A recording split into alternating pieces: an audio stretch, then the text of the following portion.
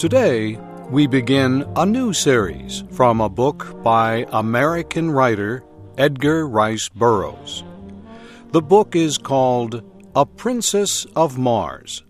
It is the first book in a series that Mr. Burroughs wrote about a man who travels to Mars during the last years of the 1800s. There, the man meets strange beings and sees strange sights.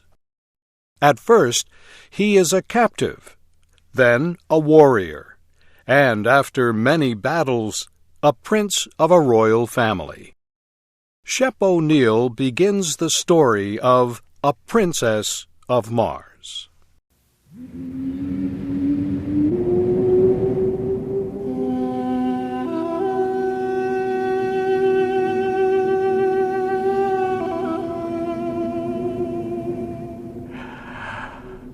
I am a very old man. How old, I do not know. It is possible I am 100, maybe more. I cannot tell, because I have never aged as other men do. So far as I can remember, I have always been a man of about 30.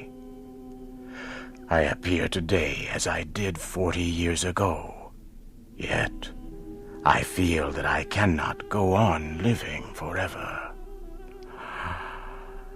Someday, I will die the real death from which there is no escape. I do not know why I should fear death, I who have died 2 times, and am still alive. I have never told this story. I know the human mind will not believe what it cannot understand. I cannot explain what happened to me. I can only tell of the 10 years my dead body lay undiscovered in an Arizona cave.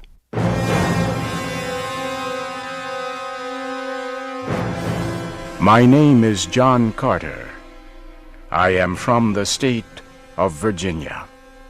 At the close of the Civil War, I found myself without a home, without money, and without work. I decided the best plan was to search for gold in the great deserts of the American Southwest. I spent almost a year searching for gold with another former soldier, Captain James Powell, also of Virginia. We were extremely lucky. In the winter of 1865, we found rocks that held gold. Powell was trained as a mining engineer. He said we had uncovered over $1 million worth of gold in only 3 months. But the work was slow, with only 2 men and not much equipment. So we decided Powell should go to the nearest settlement to seek equipment and men to help us with the work.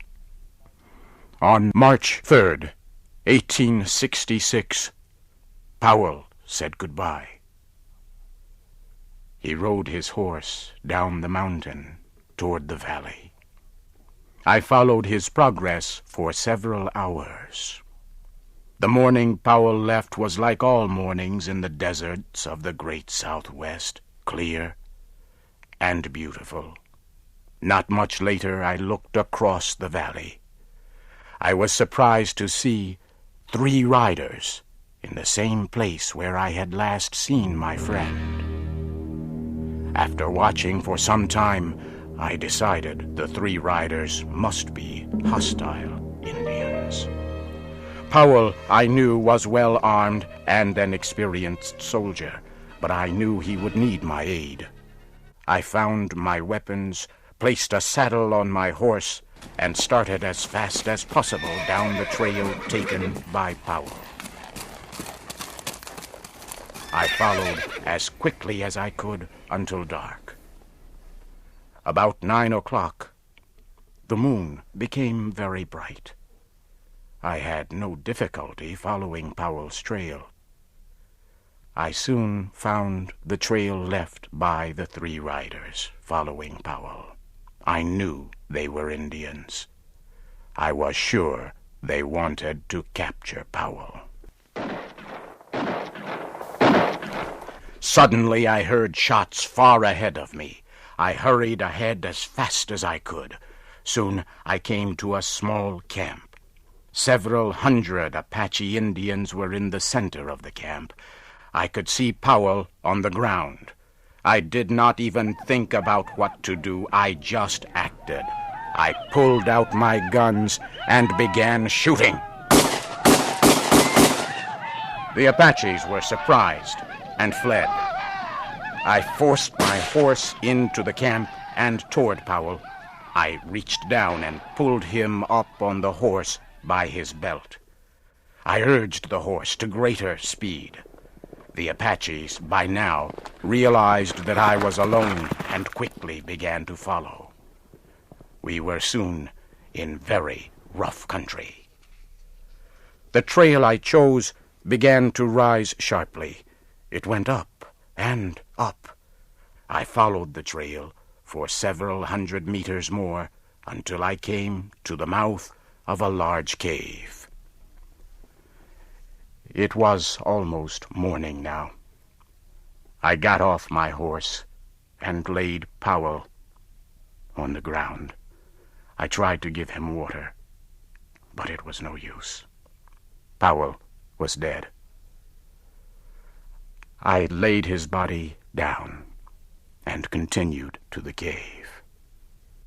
I began to explore the cave. I was looking for a safe place to defend myself, or perhaps for a way out, but I became very sleepy. It was a pleasant feeling. My body became extremely heavy. I had trouble moving.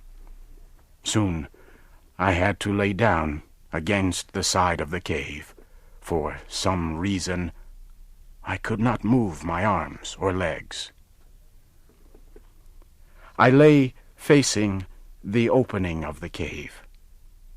I could see part of the trail that had led me here. And now I could see the Apaches. They had found me, but I could do nothing.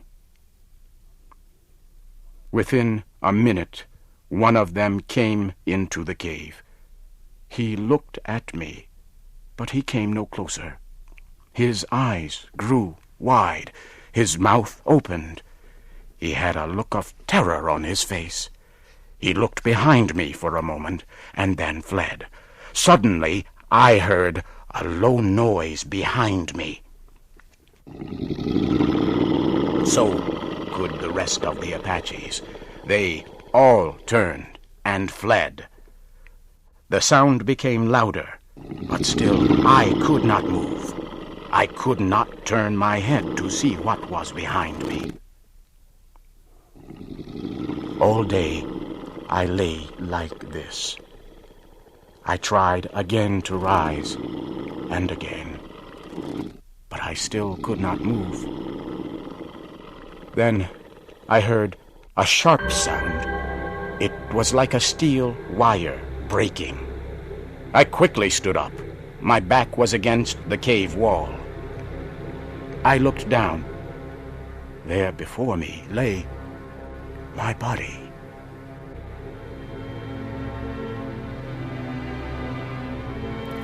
For a few moments, I stood looking at my body. I could not bring myself to touch it. I was very frightened. The sounds of the cave and the sight of my body forced me away. I slowly backed to the opening of the cave. I turned to look at the Arizona night. I could see 1,000 stars. As I stood there, I turned my eyes to a large red star. I could not stop looking at it. It was Mars, the red planet, the red god of war. It seemed to pull me near. Then, For a moment, I closed my eyes. There was an instant of extreme cold and total darkness. Suddenly, I was in deep, dreamless, peaceful sleep.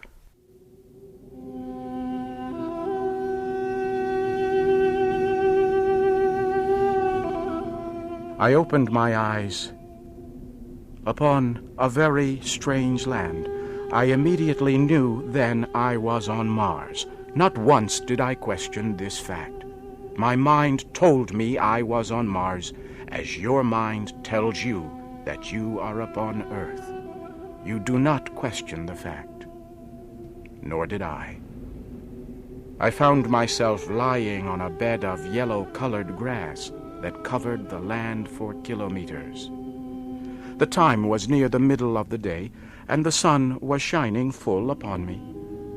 It was warm. I decided to do a little exploring. Springing to my feet, I received my first Martian surprise. The effort to stand carried me into the Martian air to the height of about 1 meter. I landed softly upon the ground, however, without incident. I found that I must learn to walk all over again. My muscles were used to the gravity of Earth. Mars has less gravity. My attempts to walk resulted in jumps and hops, which took me into the air. I once landed on my face. I soon learned that it took much less effort for me to move on Mars than it did on Earth. Near me was a small, low wall. Carefully, I made my way to the wall and looked over. It was filled with eggs, some already broken open. Small, green creatures were in them. They looked at me with huge red eyes. As I watched the fierce-looking creatures, I failed to hear 20 full-grown Martians coming from behind me. They had come without warning. As I turned, I saw them. One was coming at me with a huge spear, with its sharp tip pointed at my heart.